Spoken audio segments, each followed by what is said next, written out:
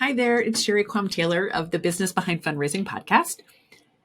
And today we're talking about why your fundraisers don't have time for major gifts. I love talking about time allocation. So think about a time that you've really valued objectivity. To me, this is why I invest in coaches. I invest in coach after coach after coach.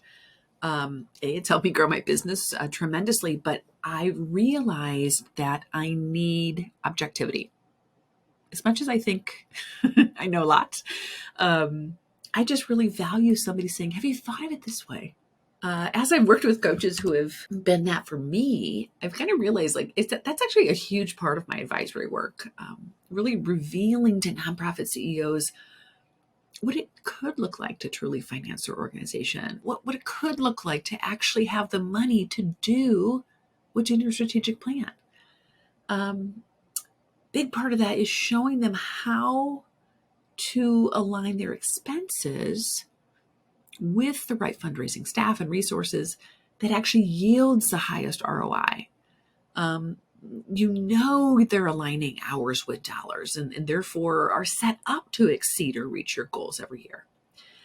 So this process of really helping organizations see if they invest in X, they will raise Y.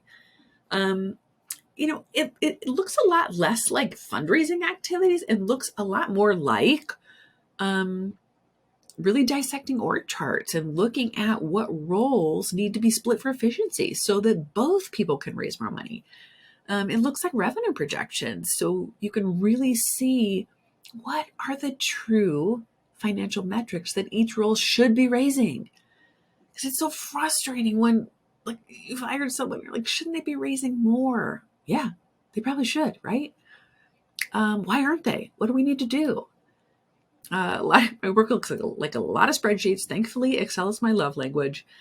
That really are helping you articulate that exact spend, giving you confidence in the spend that you need to invest in so you can be raising more within 18 months. It also looks like a lot of interviews, current staff, future staff, contractors, just to make sure we have the right people in the right seat on the bus. So with this list that I've kind of walked through here, as you can imagine, you know how many interviews I'm sitting in here during this great resignation? I have never sat in more interviews in my life.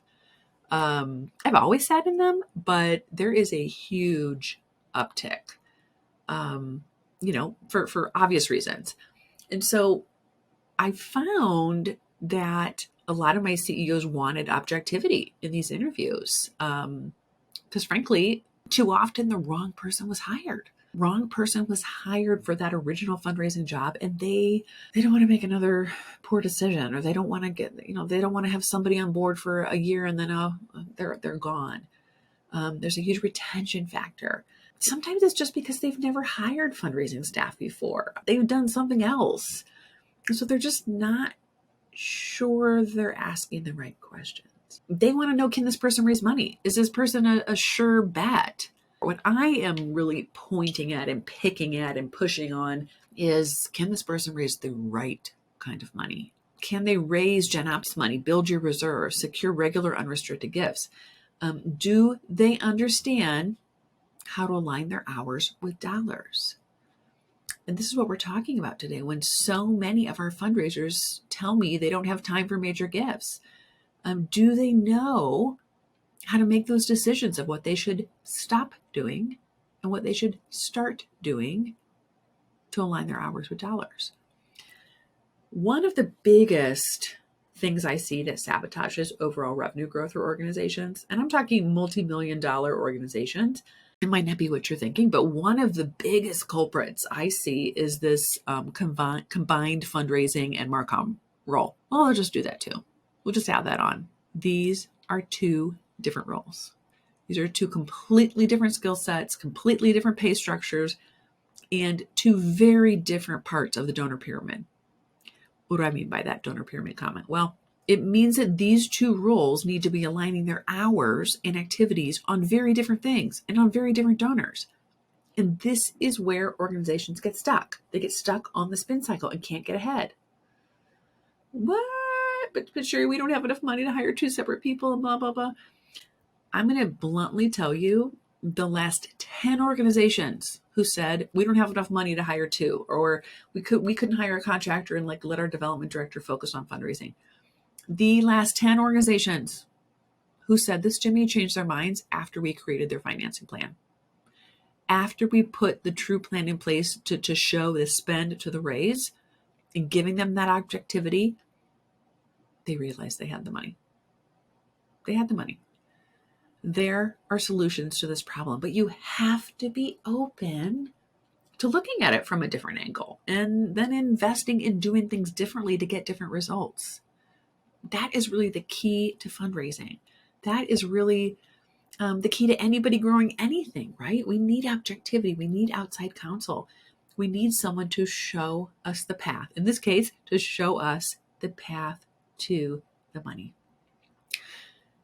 So just a moment of honesty here. If you're a nonprofit CEO whose team's already raising millions, but you feel like you're leaving money on the table, or you feel like you need more unrestricted revenue for Gen Ops growth to actually invest in this.